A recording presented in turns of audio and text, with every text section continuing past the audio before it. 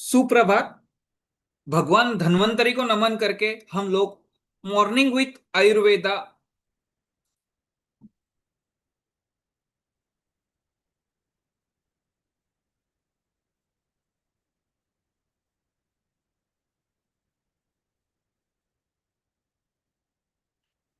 सुप्रभात। भगवान धन्वंतरी को नमन करके हम आज का जो सेशन है हमारा और हमारी जो सीरीज, हम फ्री लेक्चर सीरीज जो स्टार्ट करने वाले हैं, मॉर्निंग विथ आयुर्वेदा। हमारा पर्पज ये है कि हमारे दिन की शुरुआत कुछ तो भी स्टडी से, कुछ तो भी नई चीज सुन के होना चाहिए। अभी तक आईआईएस ने लगभग 100 के ऊपर पेड कोर्सेस लिए। 7,500 के ऊपर हमारा स्टूडेंट बेस है। और इसी कड़ी की अगली शुरुआत जो हम कंटिन्यूअसली फ्री लेक्चर सीरीज लेने वाले हैं, वो हम आज से स्टार्ट करते हैं।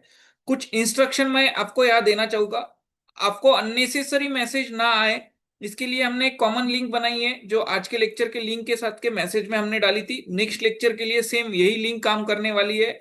सेकंड चीज, अगर आपको कुछ ऑर्थोपेडिक के केसेस के बारे में या इसके बारे में कैसे लेक्चर लेना है, तो उसके लिए प्लीज चैट बॉक्स में मत डालिए, मुझे पर्सनली डालिए। मैं मेरा नंबर चैट बॉक्स में शेयर करूंगा।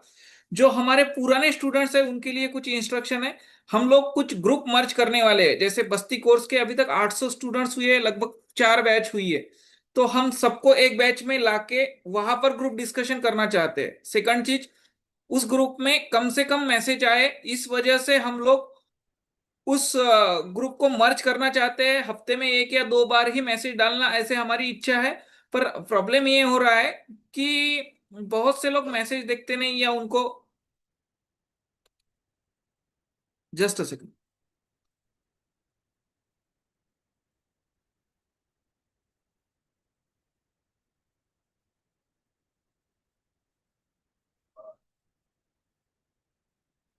बहुत से लोग मैसेज देखते नहीं, इस वजह से भी प्रॉब्लम है।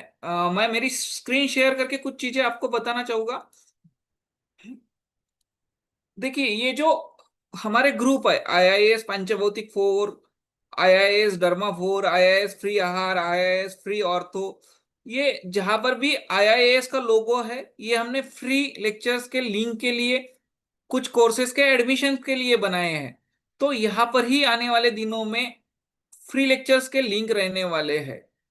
इसके अलावा जो हमारे पेड ग्रुप है, जैसे मेंस त्रिवेदा, मास्टर रिपीटर्स, मेन एस्थेटिक, जहां पर मेन नाम है, वो सब पेड ग्रुप है। वहां पर हमारे पेड ग्रुप के बारे में डिस्कशन होने वाले हैं। जैसे ही ग्रुप मर्ज होते हैं, आप लोग कोऑपरेट करते हैं, वो हिसाब से यहाँ के मैसेजेस हम कम करने वाले हैं।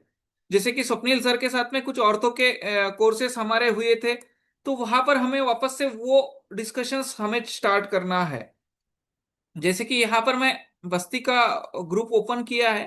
देखिए, इसके लिए हमने कुछ मैसेजेस डाले हैं, मैं हम आपको दिखाता हूँ।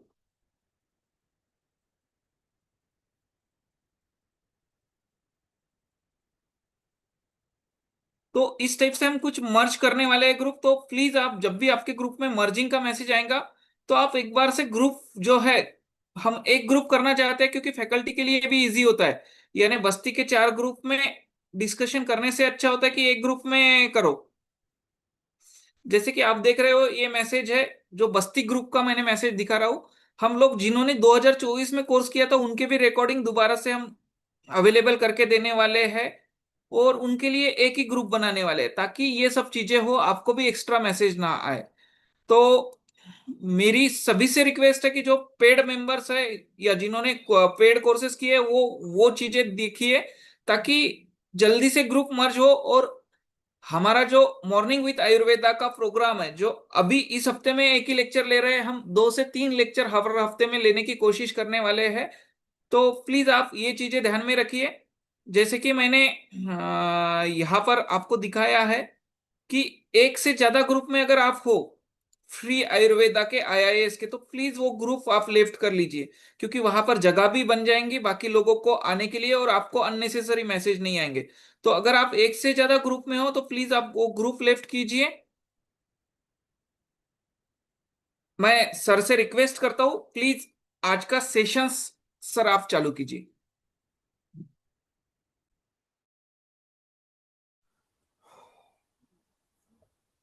A very good morning to all of us, all of you, and belated very happy World Health Day आप सभी लोगों को. तो first of all, very good Ayurvedic morning to all of you, and I will like to thank Dr. Lalit Heda sir on behalf of Arvachan Ayurved Gurukul. I want to thank IIS for making available this platform so that we can discuss on different topics. सो काफ़ी लोग मुझे जानते होंगे शायद, या जो नहीं जानते उनके लिए मैं इतना शॉर्ट इंट्रोडक्शन देना चाहूँगा. Myself doctor Swapnil Gawande, Ayurveda consultant for pain, stress and pain sport injury management, practicing since last 10 years. मैं exclusively pain management, spinal disorders और स्पोर्ट इंजरी मैनेजमेंट में प्रैक्टिस करता हूँ. और आज का जो टॉपिक था, द मोस्ट कॉमन टॉपिक जो होता है नी ऑस्टियोआर्थराइटिस या नी जॉइंट पेन, या जिसको हम जानुसंधि शूल या संधिगत वात, या कॉमनली जिसे संधिवात भी कहा जाता है. इसके बारे में हम बात करने वाले हैं. जैसे कि आप सब लोगों ने देखा कि जो टॉपिक का नाम है,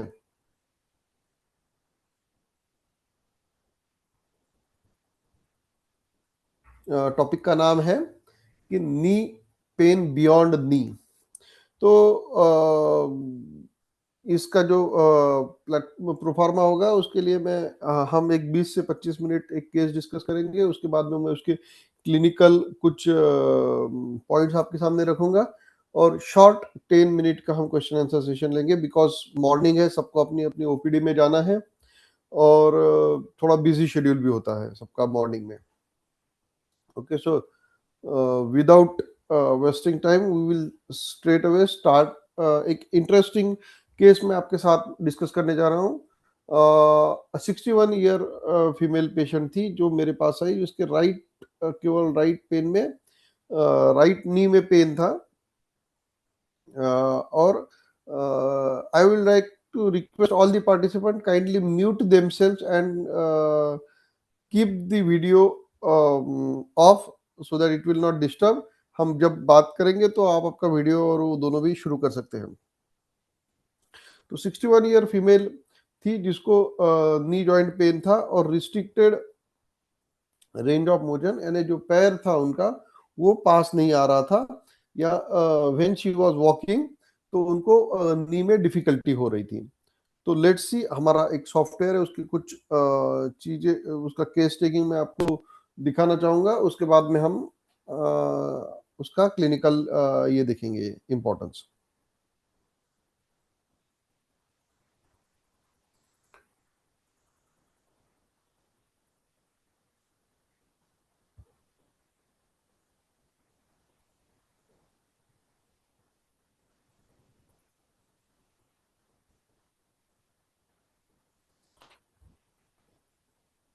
आई होप आप लोगों को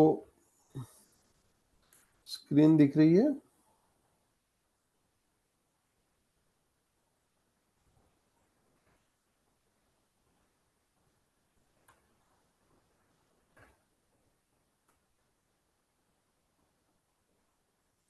ओके, तो ये देखते हैं हम.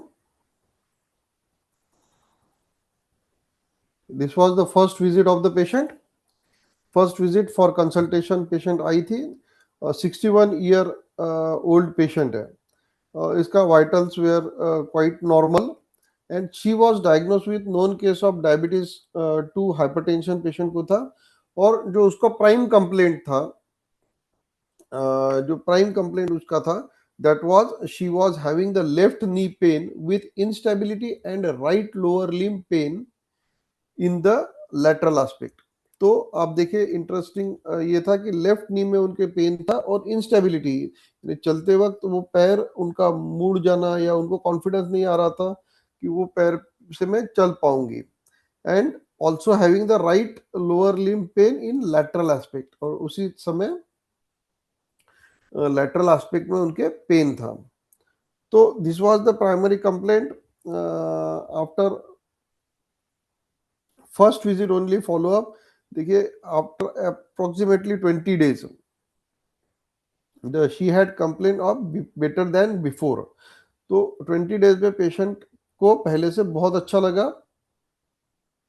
इस बीच क्या किया वो मैं आपसे बात करूंगा। थर्ड विजिट जो थी पेशेंट की, इट वाज 4 फरवरी, यानी आप अगर आप यहाँ से कैलकुलेट करोगे तो अप्रोक्सीमेटली आफ्टर 1 month, क्योंकि बीच में सिर्फ जनवरी महीना गया, 1 month 5-7 days ऐसा पकड़ लीजिए आप। तो better than before and pen reduce, ROM of the knee, that is range of motion जो नी था वो इंक्रीज हो गया। सो this was the patient progression. अब हम इनके कुछ रिकॉर्ड और इमेजेस देखते हैं, जहां पे मैं आपको इनकी कुछ एक्सरेज एंड ये दिखाऊंगा। मैं पहले आपको दिखाऊंगा इनका घुटनों का एक्सरे। तो ये देखिए, this is the x ray of the knee joint. अब इस नी जॉइंट के एक्सरे में आप देख सकते हो कि पेशेंट को मीडियल जो नॉर्मली देखा जाता है, मैं आपको वो दिखाने की कोशिश कर रहा हूं कि जो मीडियल स्पेस है, मीडियल जॉइंट स्पेस जो है, यानी medial condyle of the femur और मीडियल कॉन्डाइल ऑफ द ट्यूबिया या टिबियल प्लेट्यू, ये दोनों के बीच का जॉइंट स्पेस रिड्यूस हुआ है। और ये लेफ्ट लेग में जो उनका प्राइमरी पेन था, उसके साथ साथ राइट लेग में भी उनका मीडियल स्पेस रिड्यूस दिख रहा है, लेकिन कंपेरेटिव टू लेफ्ट कम है, यहाँ पे थोड़ा स्पेस दिख रहा है। बट एक चीज आप देखोगे कि these are not in alignment. अगर आप राइट लेग का ये देखोगे तो वो ज्यादा झुका हुआ आपको दिखेगा, it is mildly tilted towards the medial side. अब ये जो नॉर्मली जब आप इस तरह के एक्सरे देखते हो तो एक फर्स्ट आता है कि it is osteoarthritis of the knee joint, और इसकी वजह से पेशेंट को नी जॉइंट पेन है, इंस्टेबिलिटी है, तो शायद वहां पे लिगामेंट इंजरी हो गई होगी, क्योंकि लेफ्ट साइड में काफी ज्यादा डिजेनरेटिव चेंजेस है। तो हम इसको क्या करते हैं ना कि स्नेहन स्वेदन जानु बस्ती षष्टिक्षाली पिंड स्वेद, या जो भी घुटनों की बहुत ज्यादा सीवियर पेन होगा तो अग्निकर्म विद्याकर्म जो भी आप हैं वो कर लेंगे। और पेशेंट को कुछ देर के लिए रिलीफ भी मिल जाता है। लेकिन पेशेंट वापस आता है कुछ दिनों बाद कि सर वो आपने ट्रीटमेंट किया तब तक के तो अच्छा लगा, लेकिन बाद में फिर से बढ़ गया। क्योंकि अब इसमें हम ये अभी तक जो बात की हमने, ये बात की कि किस तरह से हमको क्लासिकल प्रेजेंटेशन पेशेंट का मिलता है। कि पेशेंट आपके पास आता है, डॉक्टर साहब ये घुटना दुखता है, ये घुटने में ऐसा ऐसा है, ये एक्सरे है, और ये एक्सरे में रेडियोलॉजिस्ट भी लिख कर दे देते हैं कि medial joint space is reduce, changes of osteoarthritis. लेकिन आपको इसमें क्या देखना है ये समझिए। अब जितनी अगर डिजनरेशन यहाँ पे हुआ है, यहाँ पर अगर इतना डिजनरेशन जॉइंट स्पेस का हुआ है, तो यहाँ पे बहुत सारे ऑस्टियोफाइट्स डेवलप होने चाहिए थे, बट वो नहीं दिखते हैं। जो एजेस ऑफ द बोन है वो आपको शार्प एजेस दिखेंगे, यानी आप एक बारीक पेंसिल लेके भी इनको ड्रॉ कर सकते हो। So there are no osteophytes formation, या बहुत मिनिमल ऑस्टियोफाइट्स है। तो इसका मतलब डीजनरेशन का लेवल उतना नहीं है जितना पेशेंट को पेन है।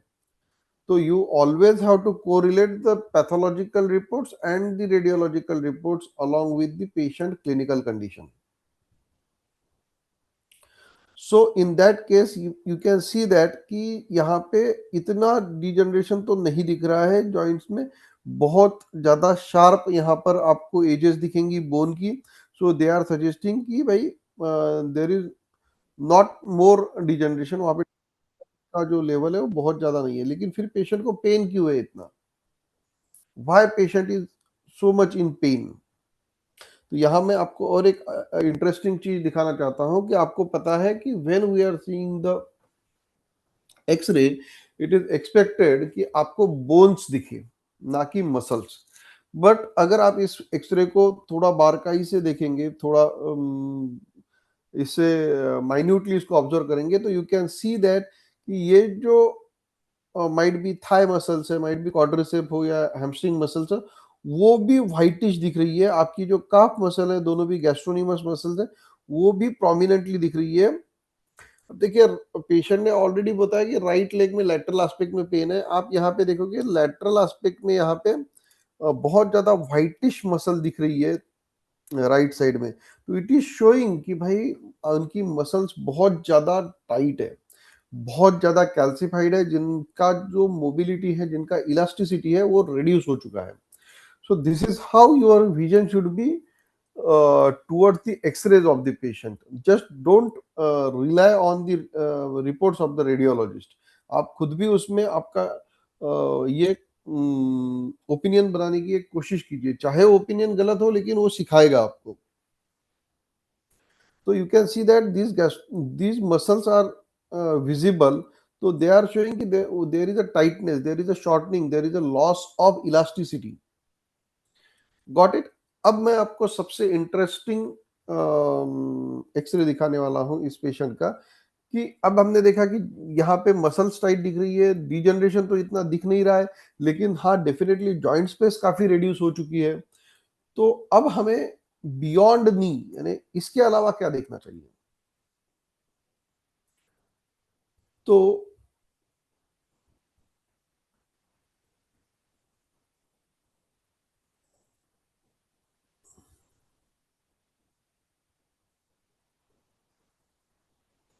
इसके अलावा हमें देखना चाहिए इनका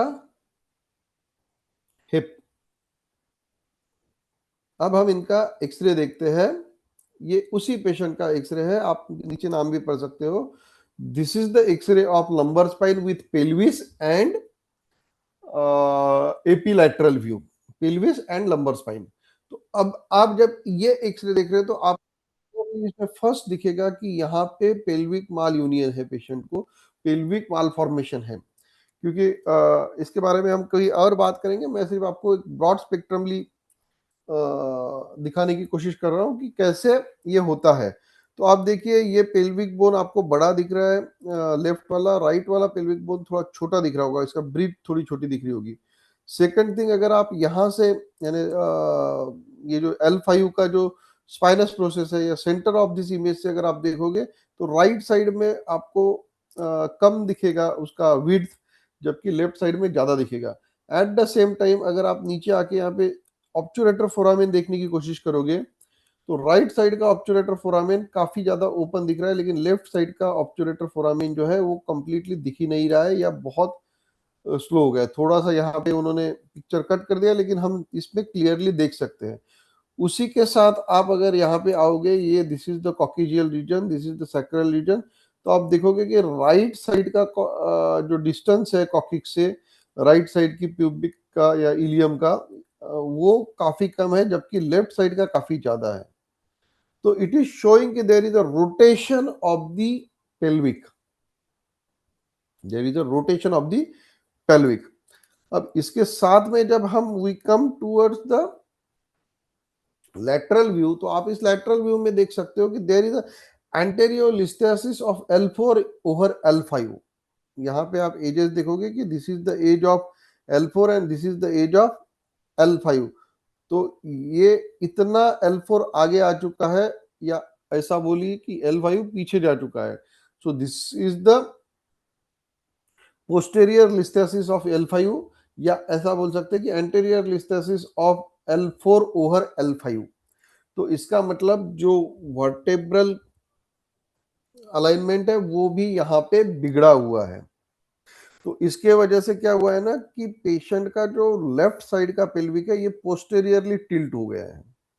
आई नो इसमें से कुछ लोगों को ये टर्म समझने में और थोड़ा सा कैचअप करने में दिक्कत आ रही होगी, लेकिन बिलीव मी, हम ये केस के बाद मैं आपको इसका डिटेल ये समझाऊंगा कि इसे किस तरह से देखना चाहिए। तो अब क्या हो रहा है कि because of all this mall formation here, कि इसका पूरा का पूरा यहाँ पे जो ग्लूटियल मसल्स है, यहाँ पे आपका TFL टेंसर फेशियल एटा मसल है, उसके बाद में पेल्विक फ्लोर मसल्स है, इनका सारा का सारा जो इम्बैलेंस है वो नी पे आ रहा है पेशेंट के।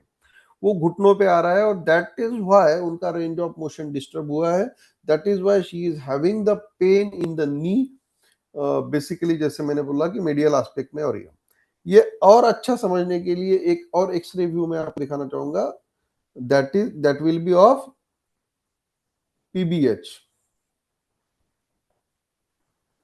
Pubic bone and hip. तो ये देखिए, अब जब हम यहां से देख रहे हैं तो आपको यहाँ पे और क्लियर पिक्चर आया होगा, this is from the same patient, कि यहाँ पे ये ऑब्चुरेटर फोरामिन इज वेरी नैरो, दिख ही नहीं रहा है करीब करीब। यहाँ पे आप देखोगे ये प्यूबिक सिम्फाइसिस भी माल अलाइन है, जिसकी वजह से फंक्शनल लेग लेंथ डिस्क्रिपेंसी उसको बोलते हैं, कि लेग लेंथ कम, ये आप देखोगे तो स्लाइटली आपको लेफ्ट वाला जो हिप बोन है वो ऊपर दिखेगा और राइट वाला नीचे दिखेगा। वैसे ही जैसे मैंने उसमें दिखाया था कि लेफ्ट वाला पेल्विक बोन आपको ज्यादा ब्रॉड लग रहा है, जबकि राइट वाला नैरो दिख रहा है। सेम पेल्विक मिसअलाइनमेंट, ऐसा दिख रहा है कि पूरा का पूरा जो ये पेल्विक गर्डल है, it has shifted towards the left. और यहां पर भी हम ऊपर देखेंगे तो there is a lots of degeneration in the lumbar spine, और इसकी वजह से पेशेंट का जो अब अगर आप देखोगे यहां से नीचे माइन्यूटली, तो ये देखिए राइट वाली जो मसल्स है वो काफी ज्यादा स्ट्रांग लग रही है, लेकिन लेफ्ट वाली मसल ब्लैकिश लग रही है। तो इट इज शोइंग कि लेफ्ट सॉरी राइट वाली muscle, right muscle is more stiffer than the left one. उसके साथ में अगर आप इनकी ग्रॉइन लाइन भी देखोगे तो जो लेफ्ट वाली ग्रॉइन लाइन है ये थोड़ी सी नीचे है, और अगर आप इनका एंगल भी देखोगे तो लेफ्ट वाला एंगल ज्यादा मीडियली टिल्टेड है rather देन लेफ्ट। तो इस तरह से आपको कमर के एक्सरे, अब दिक्कत ऐसी है कि इन पेशेंट में, I am not criticizing somebody, लेकिन ये पेशेंट जब मेरे आए तो ये बेसिकली जैसे कि आप नाम से समझ पा रहे होगे कि patient is a Gujarati basically. Will close this window for you.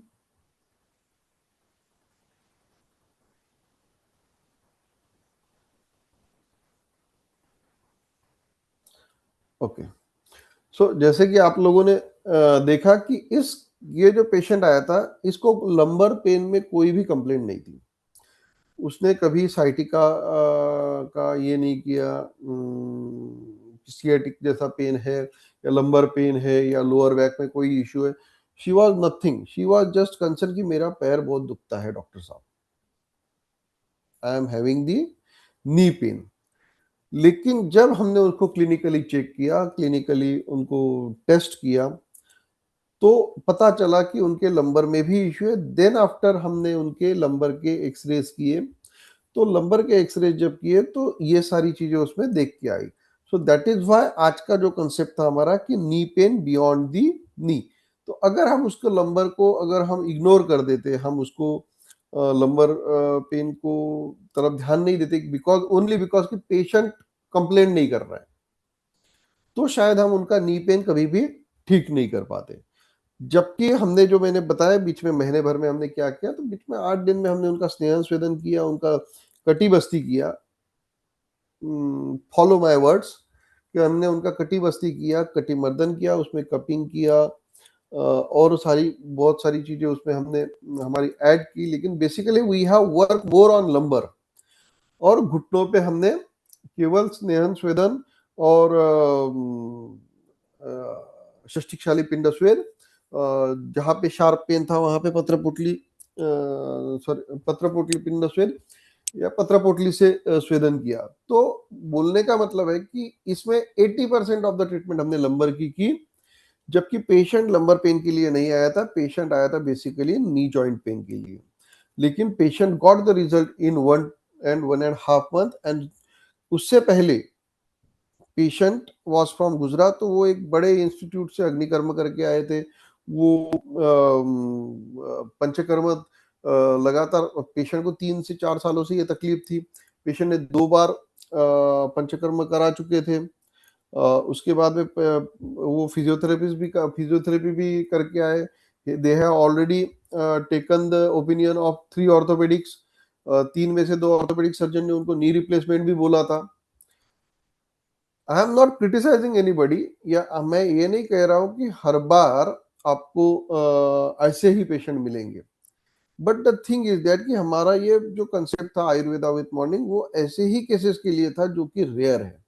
क्योंकि कॉमनली तो आप सब लोग सक्सेसफुल आयुर्वेदा प्रैक्टिशनर्स हैं, आप लोगों ने बहुत सारे ऐसे पेशेंट हैं जो ठीक किए होंगे। बट ऐसी केसेस की तरफ मैं ध्यान लाना चाहता हूँ विच वर्क, जहाँ पे रिकरेंस बहुत ज्यादा है, जहाँ पे आपको प्रॉपरली एविडेंस नहीं मिल रहा है, आपको प्रॉपरली डायग्नोसिस नहीं हो रहा है। तो इसलिए ये जरूरी हो जाता है कि आपको इस तरह से विजन आपकी डेवलप करना जरूरी है किसी भी ट्रीटमेंट की तरफ। अब हम इसकी क्लिनिकल एस्पेक्ट की तरफ आते हैं। हमने प्रैक्टिकल तो पहले देख लिया, now we will come towards slightly a theory part of this particular thing.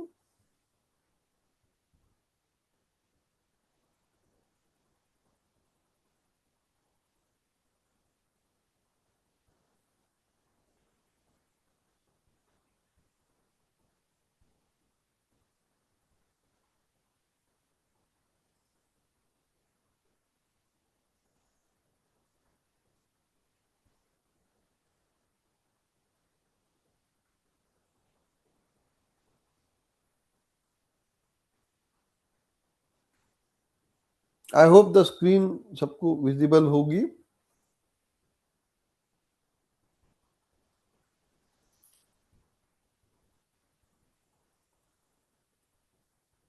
somebody please just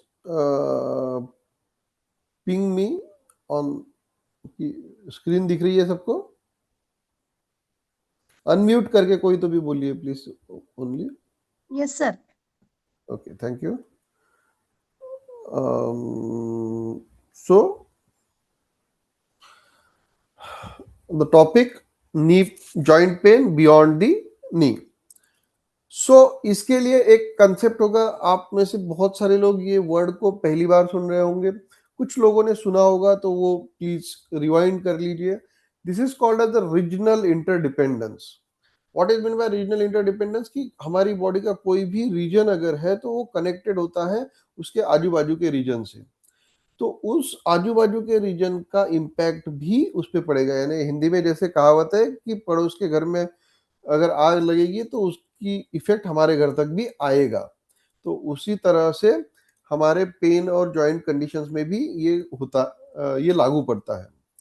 तो रीजनल इंटरडिपेंडेंस में joint above and below must be assess. तो हमने इसमें क्या किया है कि एक जॉइंट ऊपर, कोई भी जॉइंट हो, चाहे वो शोल्डर जॉइंट हो, नी जॉइंट हो, एंकल जॉइंट हो, तो one above and one below joint को हमें हमेशा असेस। देन हिप या एंकल इन्फ्लुएंस कीप नी लोडिंग। अगर आपके एंकल में कोई इशू हुआ है या हिप में कोई इशू हुआ है या लंबर में कोई इशू है तो वो 100% नी को अफेक्ट करेगा।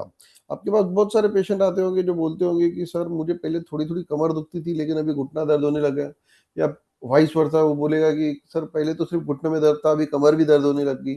या ऐसा भी हो सकता है कि सर पहले राइट वाला पैर दुखता था अभी लेफ्ट वाला दुखने लग गया, अब राइट वाला ठीक हो गया अभी लेफ्ट वाला दुखने लग गया। तो दिस काइंड ऑफ जब जब जब इस तरह के ये आते हैं पेशेंट, तो उस पर रीजनल इंटरडिपेंडेंस को कंसिडर करना बहुत जरूरी हो जाता है।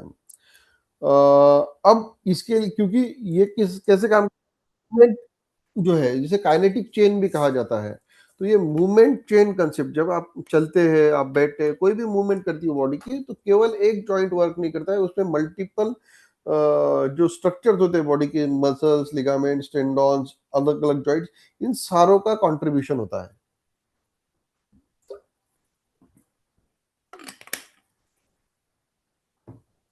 ठीक है, तो हम मूवमेंट चेन या काइनेटिक चेन को समझते हैं। जब भी आप चल रहे हैं या वॉक कर रहे हैं तो उस वक्त आपका स्पाइन, पेल्विस, हिप, नी, एंकल और फुट, ये सारे काम कर रहे होते हैं। और जब पेशेंट आपको बोल रहा है तो उसको माइन्यूटली ऑब्जर्व कीजिए। जब आपको पेशेंट बोल रहा है कि डॉक्टर साहब चलते हुए मुझे पेन होता है या सीढ़ियां चढ़ते हुए मुझे ज्यादा पेन होता है या मैं नीचे बैठ के उठती हूँ तो पेन होता है। तो असेस कीजिए पेशेंट को, क्लिनिकली ऑब्जर्व कीजिए कि उसकी मूवमेंट ना केवल नी में कैसी है, उसकी हिप में कैसी है, पेल्विस में उसकी मूवमेंट कैसी है, स्पाइन में वो किस तरह से ट्विस्ट कर रहा है पर्टिकुलरली, उसका एंकल का पोजीशन कैसा है, उसका फुट का पोजीशन कैसा है, while he is walking, while he is sitting, while he is climbing the stairs. और ये सारी चीजों को हमें ऑब्जर्व करना चाहिए when we are addressing the knee joint pain. So basically considering this kinetic change should be considered. अब एक एक पार्ट पे आते हैं। जैसे मैंने आपको बताया कि लंबर स्पाइन में और नी जॉइंट पेन में बहुत गहरा रिश्ता है। तो क्या क्या कॉजेस हो सकती है नी जॉइंट पेन में, भले ही patient is not complaining about the lumbar pain. तो L3 रेफरल एंटीरियर, अगर L3 में L3 जो डिस्क है उसमें अगर कोई प्रॉब्लम आता है, या L3 नर्व रूट में अगर कोई प्रॉब्लम आता है, तो anterior knee pain patient complain कर सकता है। तो SLR टेस्ट जनरली हम स्पाइन के लिए करते हैं, लेकिन आई विल सजेस्ट कि एवरी नी जॉइंट पेन के पेशेंट का आप SLR टेस्ट कीजिए। उसका टेस्ट या फ्लेक्शन, स्टैंडिंग फ्लेक्शन टेस्ट कीजिए, जिससे कि आपको आइडिया आएगा कि जो नी पेन है it is coming from the knee only और इट हैज द न्यूरोलॉजिकल। तो L3 का जो रेफरल होगा वो एंटीरियर नी पेन में होगा। L4 में मीडियल नी पेन में होगा। तो बहुत सारे, जैसा मैंने अभी यहाँ पे आपको केस दिखाई थी, उनका L4 में एंटीरियर लिस्थेसिस था ओवर L5। तो अगर वहां पे है तो वो एंटीरियर थाई में या मीडियल नी पेन पेशेंट ये कर सकता है। मैं ऐसा नहीं कह रहा हूँ कि नी के इश्यू को इग्नोर कीजिए। आज के टॉपिक में हम बात कर रहे हैं कि नी में जो इंजुरीज होती है, लिगामेंट टियर हो, मेनिस्कस टियर हो, ऑस्टियोआर्थराइटिस, उनको छोड़ के ऐसे कौन से एस्पेक्ट है जिसकी वजह से नी पेन हो सकता है। ओके। उसके बाद में डिस्क एंड फैसेट इश्यूज हो सकते हैं। क्लोजिंग फैसेट पेन हो सकता है, ओपनिंग फैसेट पेन हो सकता है। इसमें भी अगर क्लोजिंग और ओपनिंग में इश्यू होगा तो भी पेशेंट का जो रेफरल पेन रहेगा वो नी और नी जॉइंट के अराउंड रहेगा। देन एसआईजे यानी सैक्रोइलियक जॉइंट जो है, it is the one of the important, most important aspect है नी जॉइंट पेन में, क्योंकि around 40 to 50% of the knee joint pain are affected with the SIJ. तो SIJ का जो कंट्रीब्यूशन है नी पेन में वो बहुत ज्यादा है।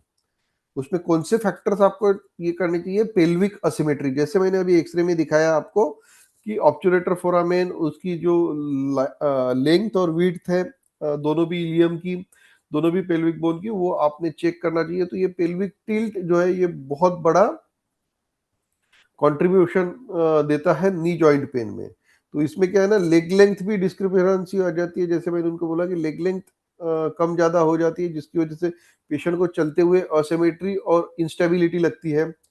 इसकी वजह से क्या होता है, अल्टर्ड गेट मैकेनिज्म हो जाए, पेशेंट की जो चाल है वो बिगड़ जाती है। देन फंक्शनल लिब लेंथ बिगड़ जाती है। ये सारी चीजें जो होती है जिसकी वजह से नी जॉइंट पे प्रेशर आता है और ये होता है। तो अभी ऑब्वियसली आप जब तक एसआई जॉइंट को या सैक्रोइलियक जॉइंट को ट्रीट नहीं करेंगे तो आपका नी पेन ठीक नहीं होगा। थोड़ी देर के लिए शायद उसको रिलीफ मिल जाए, थोड़ी देर के लिए पेशेंट को इंस्टेंट पेन मैनेज हो जाए, लेकिन वो पेन वापस आएगा। I have always criticize the instant pain management, कि इंस्टेंट पेन मैनेजमेंट ठीक है, पेशेंट बहुत पेन में है, थोड़ी देर के लिए हो रहा है, आप उसको अग्निकर्म विद्या कर्म करके थोड़ी देर के लिए सेटल करें, दैट इज गुड। लेकिन हम डॉक्टर्स है, we should think always about the long term health goals of the patient. जब आपको लॉन्ग टर्म हेल्थ गोल्स के बारे में सोचना है तो you have to think about all these mechanics. Then hip muscles, hip muscles एक बहुत जरूरी पार्ट है, क्योंकि hip muscles are called the power house of the body. अगर आपके हिप मसल स्ट्रांग है तो आपके सारे मसल स्ट्रांग होंगे। आपकी वीक हिप मसल्स, जिसमें ग्लूटियल मसल्स है, पायरिफॉर्मिस मसल्स है, आपकी कोर मसल्स है, ये अगर आपकी वीक होगी तो ये प्रॉब्लम करेगी। तो क्या होगा ना, हिप मसल्स की वजह से क्या होगा कि ग्लूटियस मीडियस मसल अगर आपकी वीक है या ग्लूटियस मैक्सिमस, तो डायनेमिक वॉल्गस होगा, यानी इंटीरियरली टिल्ट होगा। आपका जो हिप जॉइंट है वो इंटीरियरली टिल्ट होगा, और वो जब इंटीरियरली टिल्ट होगा तो वो बैलेंस करने के लिए पटेला को बाहर के साइड रोटेट करेगा और अगेन आपकी टीबीएल साइड को इंटरनली रोटेट करेगा, जिसकी वजह से मेडियल, ये एरो जहां पे आपको दिख रहा है, यहाँ पे सबसे ज्यादा प्रेशर आता है। This is the most common knee joint pen आप आपकी ओपीडी में देखोगे। तो इसमें बहुत जरूरी होता है कि आपकी ग्लूटियल मसल की स्ट्रेंथनिंग करो। यहाँ पे जो टेंसर फेशिया लेटा मसल है उसका जो एक्सटेंशन होता है, जिसको टीबियल बैंड भी कहा जाता है या आईटी बैंड भी कहा जाता है, इलियोटिबियल बैंड, इस इलियोटिबियल बैंड को स्ट्रॉन्ग करना, ग्लूटियल मसल को स्ट्रॉन्ग करना बहुत जरूरी होता है। पटेलोफिमोरल ओवरलोड होने की वजह से जो मेडियल एस्पेक्ट में पेन होता है, तो हिप मसल को स्ट्रेंथन करना, हिप मसल को एड्रेस करना, डायग्नोस करना भी नी पेन को डायग्नोस करते वक्त बहुत जरूरी हो जाता है। फुट प्रोनेशन इफेक्ट, यानी अगर पेशेंट को फ्लैट फुट है या मॉर्टन्स फुट है, हाई आर्च है या फॉलन आर्च है, इसमें से कोई भी कंडीशन अगर उसके फुट में है तो that will directly impact the knee. Again वो वॉल्गस क्रिएट करेगा। ये प्रोनेशन कर रहा है, पैर बाहर की तरफ प्रेशर आ रहा है, ये फॉलन आर्च में होगा। अगर हाई आर्च है तो पेशेंट को लैटरल साइड में पेन होगा।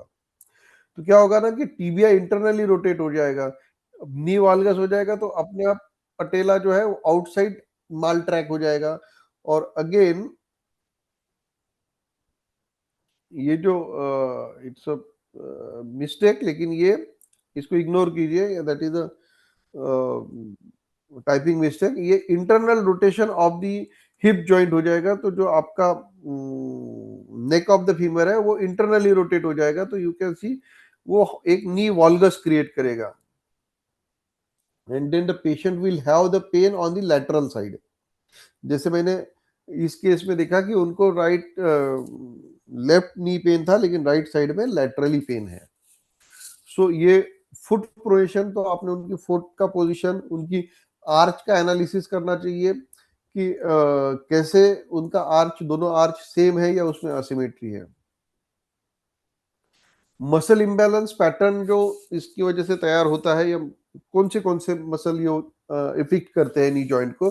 तो first tight TFL, tensor tensor फैटा lata, sorry, tensor fascia lata, this is the muscle TFL, जिसको कॉमनली कहा जाता है, जो आपकी पिल्विक को और ग्रेटर ट्रॉकेंटर को अटैच होती है, और बाद में उससे ही इलियोटिबियल बैंड तैयार होता है। तो अगर इलियोटिबियल बैंड वीक हो रहा है, टीएफएल जो है, टेंसर फेशिया लाटा मसल जो वीक है, तो उसकी वजह से भी नी पेन होगा, मीडियल नी पेन होगा, और मीडियली पेशेंट को तकलीफ होगी। उसकी वजह से जैसे पहले भी कहा कि ग्लूटियस मसल्स वीक होंगी। Weak VMO, VMO is vastus medius medialis, ये एक क्वाड्रिसेप मसल है। क्वाड्रिसेप मसल अगर वीक है तो पेशेंट को वॉकिंग में, स्टैंडिंग में बहुत तकलीफ होगा, और इसका बहुत सारा ये होता है पोस्टेरियर पेल्विक टिल्ट, जो कि महिलाओं में बहुत ज्यादा कॉमन मिलता है because of pelvic floor weakness. तो weak W VMO knee pain का बहुत मेजर रीजन है, जिसकी तरफ इग्नोर होता है। और ये इतना जरूरी है कि अगर आप वीएमओ को एक्टिवेट करो, या वीएम यानी आप अगर थाई मसल्स का ठीक से स्नेहन स्वेदन करो, ठीक से वहां पे वेदन कर्म करो, या फिर वहां पे मर्दन करो, तो घुटने का दर्द काफी हद तक जल्दी और क्विक कम होता है, और लॉन्ग टर्म उसका इम्पैक्ट रहेगा, नॉट ओनली शॉर्ट टर्म। उसके साथ ही जब ये प्रेशर आता है from spine to pelvic to hip to knee, तो आपकी काफ मसल टाइटनेस होती है। काफ मसल टाइटनेस का एक और रीजनल इंटरडिपेंडेंस बहुत जरूरी है, कि जिनमें हाइपर काइफोसिस होता है, थोरेसिक काइफोसिस जिनका बड़ा हुआ होता है, जो लोग बहुत ज्यादा झुके हुए होते हैं थोरेसिक रीजन से, उनके काफ मसल आपको नॉर्मली टाइट मिलेंगे। सो हमें उनको योगा गाइडेंस या फिर सूर्य नमस्कार जैसे सिंपल एक्सरसाइज करके भी लॉन्ग टर्म काफ मसल की टाइटनेस से आप रिलीफ दे सकते हो। Because of calf muscle tightness बहुत सारे पेशेंट को रेट्रोकैल्किनियल पेन होता है, जहाँ पे बहुत लोग अग्निकर्म करते हैं, वेदन कर्म करते हैं, लेकिन पेशेंट को कुछ दिन ठीक लगता है, 7 दिन 8 दिन ठीक लगता है, और वो कीप ऑन रिपीटिंग कि डॉक्टर साहब आपने तब किया था, अच्छा लगा, वापस बढ़ गया। सो क्योंकि उसका रूट कॉज ट्रीट नहीं हो रहा है, the root cause is the tightness of the calf muscle. और टाइटनेस जब काफ मसल की रहेगी तो वो टीबियल मूवमेंट को भी अफेक्ट करेगी, and that's why the knee pain बढ़ेगा। सो हमें इन सारी चीजों, इन मसल इम्बैलेंस पैटर्न को समझ के, इन मसल्स को हम वेदन कर्म, अग्नि कर्म, या सिंपल स्नेहन स्वेदन, षष्टिकशाली या पत्रपिंड पोटली से हम इसको ट्रीट कर सकते हैं। अब असेसमेंट में आपने ये चेकलिस्ट करना चाहिए, जब भी आपके पास पेशेंट आता है तो आपने पहले स्पाइन का स्क्रीनिंग कीजिए कि उसका बैलेंस ठीक है क्या, उसका पेल्विक ये है क्या, उसका हिप स्ट्रेंथन है क्या। उसके बाद में उनका फुट पोस्चर, जैसे मैंने बताया था कि ओवर प्रोनेशन, नेचुरल प्रोनेशन, और जानो और जानो वेलगस यानी नी की जो सिमेट्री है वो भी आपको चेक करना है। जरूरी नहीं है कि ये सारी चीजें मैं बोल रहा हूँ तो हर पेशेंट में आपको ये सारी चीजें मिलेगी। इटसेल्फ नी इंजरी की रीजन हो सकती है, मगर approximately 50 to 60% of the patient में आपको अदर देन नी पेन के रीजंस मिलेंगे। सो this is the assessment checklist कि आपने स्पाइन चेक करना चाहिए, पेल्विक चेक करना चाहिए, हिप चेक करना चाहिए, फुट का पोस्चर चेक करना चाहिए, और फिर आखिरी में लोकल नी का स्क्रीनिंग कीजिए। So this is the ideal way to check for the knee joint pain. देखिए डायग्नोसिस, हम इस सीरीज में डायग्नोसिस पे फोकस करने वाले हैं क्योंकि ड्रग ऑफ चॉइस तो बहुत सारे हैं, you can choose according to your expertise, according to your experiences of the different medicine and different treatment forms. लेकिन आप एक बात समझिए कि केवल नी पेन के लिए पेशेंट आ रहा है और आप केवल नी पेन का अग्निकर्म कर रहे हो और पेल्विक टिल्ट अगर उसका इग्नोर कर रहे हो तो patient will come on again and again. लेकिन अगर आप उसको ठीक से पेल्विक भी करेक्ट करते हो, नी भी करेक्ट करते हो, तो patient will be more than happy. So इसका हमें आज की इसका जो मैसेज है वो आखिरी मैसेज ये है कि treat cause not the symptom, केवल सिम्टम्स, क्योंकि बहुत बार नी जॉइंट पेन ये केवल सिम्टम हो सकता है, it can not be A complete disease. सिर्फ जानुगत संधिवात या संधिगत वात ऐसा बोल के आप उसको छोड़ मत दीजिए, उसका कॉज देखिए, क्या वो पेल्विक में है, क्या वो एंकल में है, क्या वो हिप में है, क्या वो काफ मसल में है। Always assess hip and foot and movement retraining is essential. उसके बाद में आपको पेशेंट को उसको कैसे मूव करना है, क्या मॉडिफिकेशन करना है, वो भी आपको उसमें पेशेंट को बोलना पड़ेगा। इंटीग्रेटेड आयुर्वेदा सपोर्ट हम उसको कैसे दे सकते हैं कि जानू बस्ती कटी के साथ आप कटी बस्ती भी कीजिए पेशेंट को अगर ये है तो। पत्रपिंड स्वेद स्वेलिंग कम करने में, रीजनल इंटरडिपेंडेंस में स्वेलिंग ये एक मोस्ट इंपॉर्टेंट फैक्टर होता है पेन के लिए, तो आप उसमें पत्रपिंड श्वेत का इस्तेमाल कर सकते हैं। मर्म चिकित्सा इसमें बहुत अच्छा काम करती है। मर्म चिकित्सा जैसे आप अगर इंद्रबस्ती मर्म का पीड़न करते हैं, पूर्वी मर्म का पीड़न करते हैं, तो नी जॉइंट पे जो प्रेशर आ रहा है वो प्रेशर काफी हद तक कम हो जाएगा। कटी मर्म पे, नितंब मर्म पे, ये सारे मर्म, गुल्फ मर्म हो, आपका क्षिप्र मर्म हो पैर का, इनको अगर आप स्टिमुलेट करते हो, इनको अगर ट्रीट करते हो, तो आपको जानू संधिशूल में इमीडिएट इफेक्ट तो मिलेगा ही मिलेगा, लेकिन उसके साथ साथ आपको लॉन्ग टर्म रिलीफ भी पेशेंट को आप दे पाओगे। और डेफिनेटली योगा और एक्सरसाइज का गाइडेंस आपको देना है, कौन सी एक्सरसाइजेस, जैसा मैंने बोला वीएमओ एक्टिवेशन है या फिर लंबर है या ग्लूटियल मसल को स्ट्रॉन्ग करने के लिए आपको अलग अलग एक्सरसाइजेस पेशेंट को देनी होगी। जिसको मसल एनर्जी टेक्निक्स, या आप फिजियोथेरेपिस्ट का भी हेल्प ले सकते हो, आप योगा ट्रेनर का हेल्प कर सकते हो। If you are good enough in yoga तो आप पेशेंट को योगा का स्पेसिफिक योगासन बोल के भी वो हिप जॉइंट और ये कवर कर सकते हो। So this was all from my side friends, कि when you are looking towards knee, just don't see the knee, have a comprehensive approach. So this was all about today's morning with Ayurveda. Uh, we will be here for next 5 minutes. कोई query होगी तो आप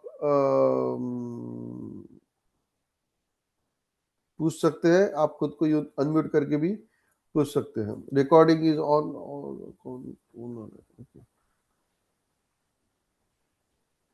नमस्ते sir.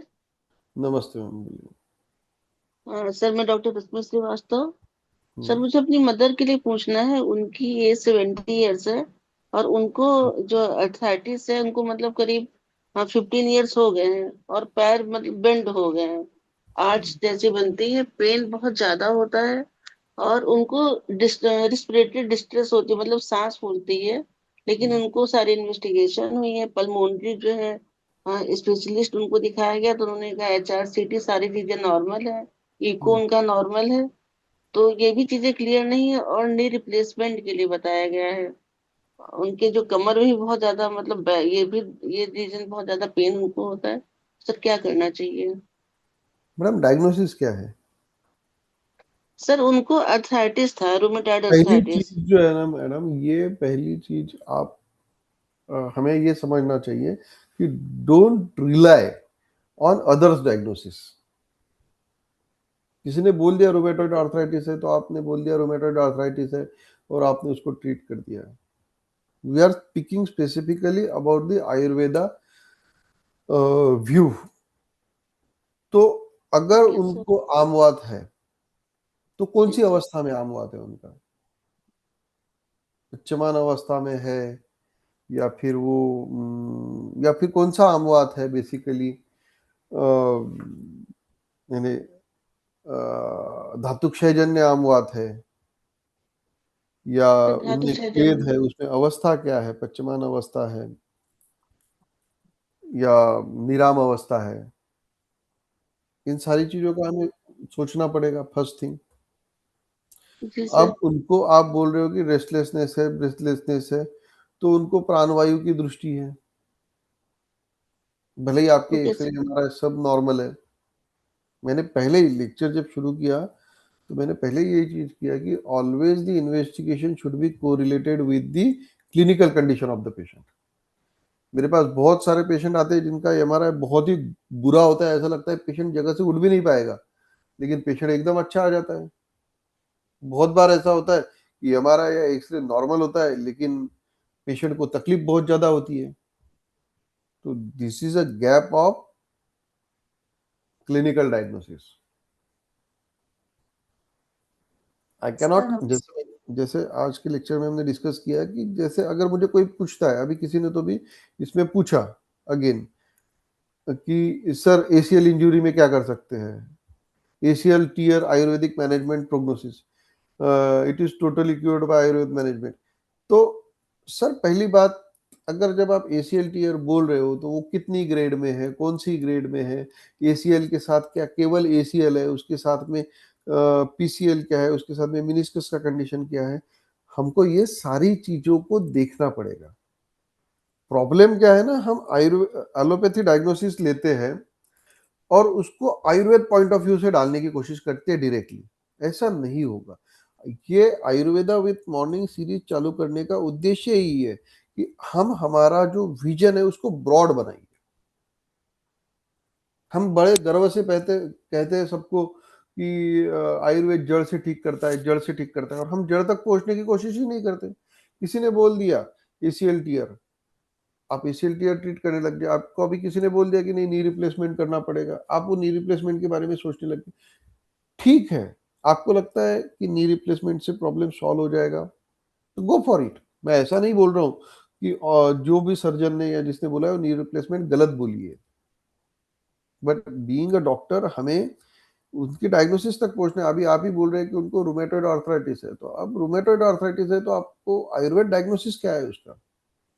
You cannot expect from me कि आप मुझे एक patient की कंडीशन बोल दोगे, मैं आपको एक रेडीमेड फॉर्मूला बोल दूंगा और आप उसको अप्लाई करके वो पेशेंट को ठीक कर दोगे। That is not going to happen.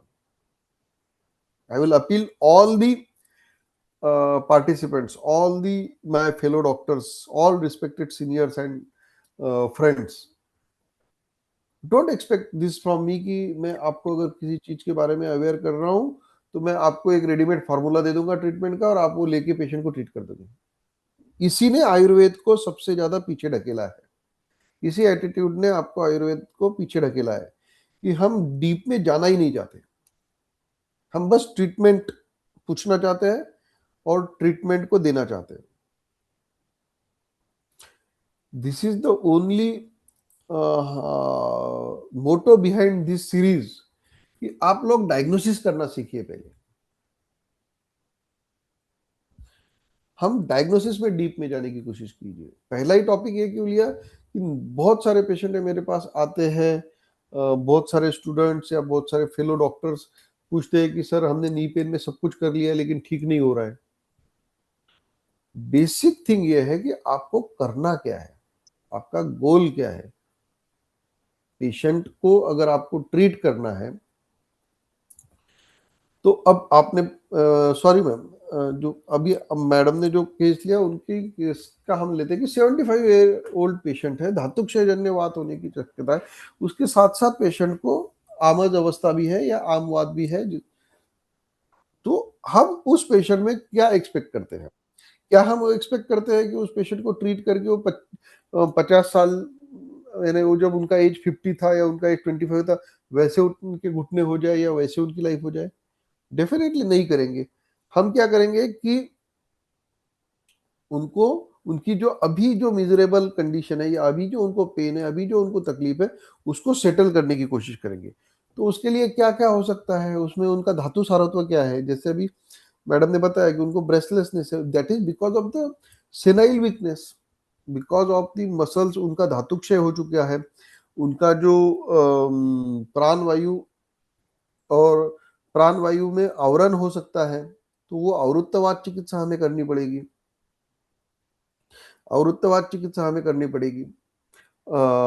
उनका अगर इस एज में जनरली रस धातु का क्षय होता है, तो अगर रस धातु का क्षय हुआ है तो हमें उसमें रस पाचन करना पड़ेगा।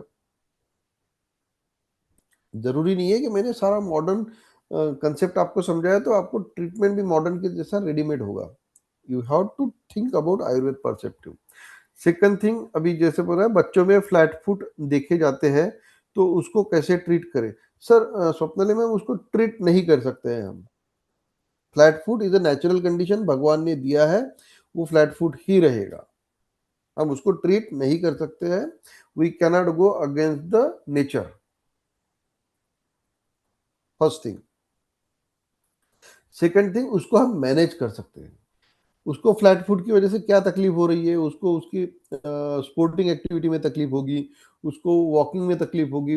मोस्ट ऑफ दी अगर फ्लैट फुट पेशेंट है तो उसको भविष्य में उसके लंबर का पेन हो सकता है, तो हम उसके लिए उसको एक्सरसाइजेस दे सकते हैं, पोडियाट्रिक एक्सरसाइजेस दे सकते हैं, टो वॉकिंग करा सकते हैं, there are different types of stretches करा सकते हैं, उनको लंबर स्ट्रेंथनिंग करा सकते हैं, उनकी जो मसल स्ट्रेंथनिंग है, कि जिसकी वजह से उस फ्लैट फुट का इंपैक्ट उनके बाकी जॉइंट्स पे ना पड़े।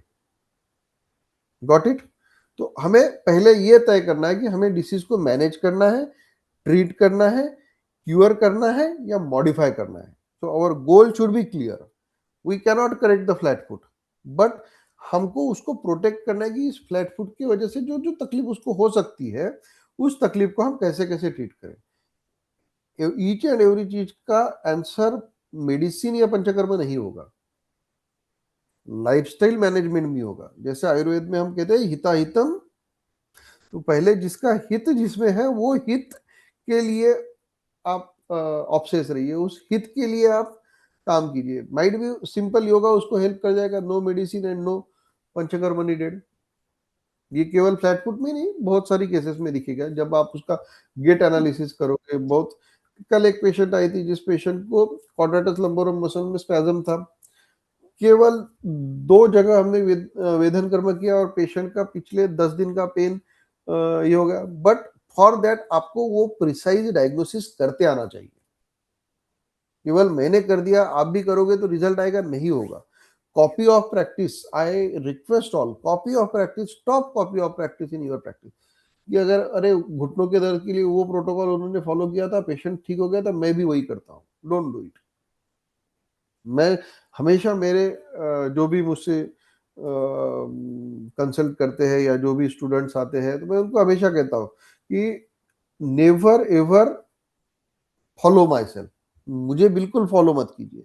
आप आपका कंक्लूजन बनाइए, आप आपके डायग्नोसिस बनाइए। यू शुड बी ऑब्सेस्ड कि मुझे ये डायग्नोसिस होना चाहिए, भले ही वो पेशेंट के सामने ना हो। पेशेंट जाने के बाद आप उसको पढ़िए, यू शुड बी रेस्टलेस, आप बेचैन हो जाने चाहिए जब तक कि आपको पेशेंट का डायग्नोसिस नहीं पता चल रहा है। लेकिन हम क्या करते हैं, डायग्नोसिस को इग्नोर कर देते हैं और ट्रीटमेंट पे फोकस करते हैं। मैं बहुत सारे लोगों को ये रिक्वेस्ट भी करता हूँ, बहुत सारे गुरुज है, बहुत सारे ऑर्गेनाइजेशंस है कि ट्रीटमेंट पे, यानी जितने भी सेमिनार्स होते हैं, जितने भी लेक्चर्स होते हैं, जितने भी बड़े बड़े कॉन्फ्रेंसेस होते हैं, they all are treatment centric. So we need to diagnose best. देखिए, अगर आपको पता है किस गांव जाना है तो आपको रास्ते हजार मिल जाएंगे. When why is clear, how is very easy, believe me. Excuse me sir. Sir पहले तो थैंक यू, बहुत अच्छा ये, बहुत ही अच्छा सेशन था। इससे बहुत चीजें जानने को मिली। लेकिन सर मुझे जो मतलब मेरी मदर को इतनी ज्यादा प्रॉब्लम थी, तो उनको जो है और जो अच्छे अच्छे डॉक्टर्स है रिमेटोलॉजी में, उनको ही दिखाया गया। मैंने उनको अपना कोई भी मतलब क्या ऐसा है ना, कुछ नहीं। आप बेसिकली उसमें बहुत सारे मेरे भी सवाल रहेंगे. बेटर वे ऐसा रहेगा कि आप मुझे पर्सनली कंसल्ट कीजिए, क्योंकि अभी बाकी लोगों के भी क्वेश्चंस हैं, बाकी लोगों के भी सवाल है. तो वी विल डिस्कस. मैं मेरा नंबर आपको यहाँ पे डाल देता हूँ. जैसा कि सर ने कहा ओके सर। कि ललित सर ने पहले ही कहा कि दिस काइंड ऑफ केसेस जो है, इंडिविजुअल केसेस हम ग्रुप में डिस्कस कर सकते हैं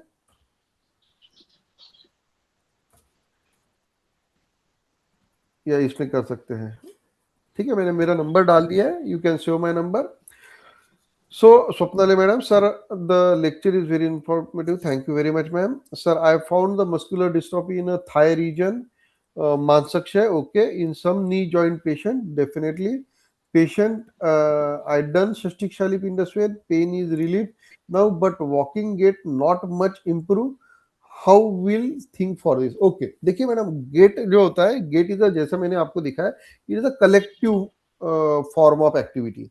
उसमें स्पाइन भी इन्वॉल्व होगा, उसमें हिप भी इन्वॉल्व होगा, सैक्रल डिस फंक्शन भी उसमें इन्वॉल्व होगा, हिप भी इन्वॉल्व होगा, आपका एंकल भी इन्वॉल्व होगा और नी भी इन्वॉल्व होगा. तो अगर गेट इंप्रूव नहीं हो रहा है तो फर्स्ट ऑफ ऑल, जैसे आपने बोला, it is a very good, क्या बोल सकते हैं हम उसको, अप्रोच कि आपने उसका मस्कुलर डिस्ट्रोफी मांसक्षय उसका ये किया. और अगर मांसक्षय है तो डेफिनेटली पेशेंट को लंबर में भी ये होगा, उसका पेल्विक टिल्ट भी होगा. इसमें एज भी मैटर करेगा पेशेंट का. तो pain is relief but walking gait not much. तो आपको गेट के लिए उसका पेल्विक टिल्ट भी देखना पड़ेगा, उसका पोस्चरल एनालिसिस भी करना पड़ेगा. We will have some lecture on postural analysis. तो उसमें अब और भी आइडिया आपकी क्लियर हो जाएगी. तो आपको इन सारी चीजों को थोड़ा सा देखना पड़ेगा. Don't follow the pain, follow the muscular pattern. नमस्कार सर. एक 15 वर्षांची मुलगी आहे, जिला टाचा टेकवता येत नाही आणि मसलमध्ये नेहमी येत टाइटनेस नाही आहे. असते. येस, आणि सर ती कधीच टाचा टेकून बसत नाही, अशी वरवर बसते आणि तिला बरोबर. मसलला नेहमी टाइटनेस असतो. तर अशा वेळेस मी काय मॅनेज करायला पाहिजे, म्हणजे कसा अप्रोच माझा असायला पाहिजे? मॅडम, आपण आणि एक लक्षात घ्या, सर कायनेटिक. सॉरी, मला हा, असं वाटतं की तिची प्रकृती पण थोडी वातजच जास्त वाटते, वातपित्ताची. ठीक आहे मॅडम. प्रकृती आणि तुम्ही क्लिनिकली पाहिलेला आहे पेशंटला. मी जेव्हा बायोमेकॅनिकली पेशंटला पाहतो, इट कॉल्ड बायोमेकॅनिक, की टाच ओके टेकवता येत नाही. तुम्हाला काय वाटतं, टाच टेकवता येत नाही हा कुठला प्रॉब्लेम असायला पाहिजे? सर, मला असं वाटतं की तिच्या मसल टाइटनेसमुळे तिला जास्त कुठल्या प्रॉब्लेम. मसल्स? 600 मसल्स आहेत मॅडम. कुठल्या मसल्स टाईट आहेत? सर मला काफ रिजन मला एक्झॅक्टली Yes. अनाटॉमिकली सांगता येणार नाही, सॉरी प्लीज. नाही नाही, नका अनाटॉमिकली मसलचं नाव सांगू, एरिया तर सांगू शकता. काफ रिजन सर. नाही. सर हिंदी में लीजिए ना सर. हाँ, मैडम सॉरी. का एक बहुत ही इंटरेस्टिंग केस है कि जो पेशेंट है वो 15 साल की लड़की है, और वो जब भी नीचे बैठती है, जैसा हम नीचे बैठते हैं शौच की पोजीशन में, वैसे वो बैठ नहीं पाती है, और उसकी जो हील है, उसकी जो एडिया है, वो कभी भी नीचे नहीं टिकती है, वो केवल पंजों पे बैठती है. Am I correct madam? हो, येस सर, ओके सर. आणि ऍटलीस्ट सर ती 8-9 वर्षांची होती तेव्हापासून तिची आई म्हणाली की ती टाचा टेकवतच नाही. Yes, okay, balance definitely. गेल्यासारखं होतं मागे. जर टाचा टेकवला यस, ती पडून जाते. Okay ma'am, I got it. Okay. So this problem, मैंने मैडम को सवाल पूछा कि क्या लगता है आपको. मैडम कहती है कि उनका मसल टाइटनेस है. तो कौन सा मसल टाइटनेस होगा? सो this is called the kinetic chain. या है, देखिए, बायोमैकेनिकली जब आप नीचे बैठते हो, तो सबसे बड़ा जो इसमें इंपैक्ट होता है या रेजिस्टेंस होता है, वो लंबर मसल से होता है. जो थोरैकोलंबर फेशिया होता है, वो टाइट होता है. अगर उसको टाइटनेस है भी तो वो काफ मसल में या हैमस्ट्रिंग मसल में नहीं है, वो उसके बैक मसल्स में, लोअर बैक मसल्स में है, कोर मसल्स में है. माइट बी उस पेशेंट को कॉन्स्टिपेशन भी होगा, येस सर, एक्झॅक्टली आहे उस तिला पेशेंट को कॉन्स्टिपेशन. कॉन्स्टिपेशन भी होगा, तो उसके जो विसेरल ऑर्गन्स है, यानी विसेरल जो रीजन है जहाँ पे हमारा लीवर है, किडनी है, ये जो ओमेंटम हम जिसको बोलते हैं, वो भी उसका स्टिक होगा, स्टफ होगा, तो हमें उसको ट्रीट करना पड़ेगा. तो जो अप्रोच होगा पेशेंट का वो ऐसा होना चाहिए कि मैडम उसको आप एक्सक्लूसिवली स्नेहन स्वेदन कीजिए लंबर का, पीठ का, माइट बी विद महामाश तेल या बला अश्वगंधा तेल. Got it. उसके बाद ओके में सर. पेशेंट को मात्रा बस्ती दीजिए एटलीस्ट 1 या 2 महीने. Okay.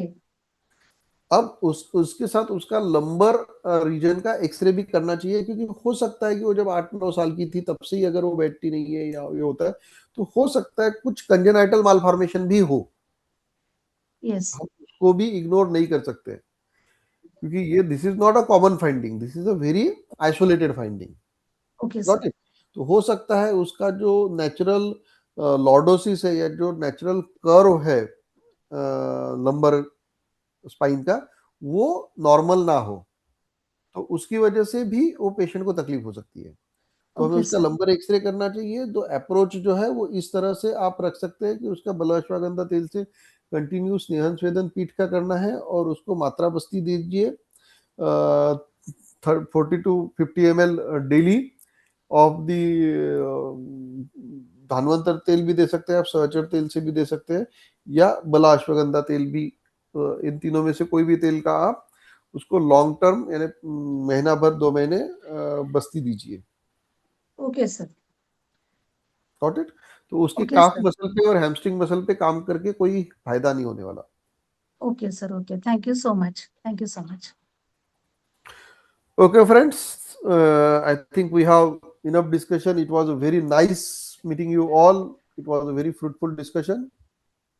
Thank you sir. Actually हमारा जो उद्देश्य है, सर ने जो बताया कि एक स्पेशलिस्ट के नजरिए से हमें पेशेंट कैसे देखना है, ये हमें प्राइमरी सीखना है, और उसके बाद में हमें ट्रीटमेंट पे शिफ्ट होना है. क्योंकि हमारा जो उद्देश्य है आईआईएस का, हम देखते हैं 30,000 पॉपुलेशन में आज के कंडीशन में कोई तालुका प्लेस है, तो अगर ऑर्थोपेडिक लेते हैं तो 5 से 10 ऑर्थोपेडिक है, और 80% पेशेंट, वर्जिन पेशेंट, ये मॉडर्न लोगों को देखने को मिलते हैं. यानी फर्स्ट अटेम्प्ट में मॉडर्न लोगों को देखने को मिलते हैं. अगर हम नंबर ऑफ हमारे भी स्पेशलिस्ट प्रैक्टिशनर अगर बढ़ेंगे, तो ये चीजें, वर्जिन पेशेंट हमारे को देखने को मिलेंगे, रिजल्ट उतने अच्छे आएंगे.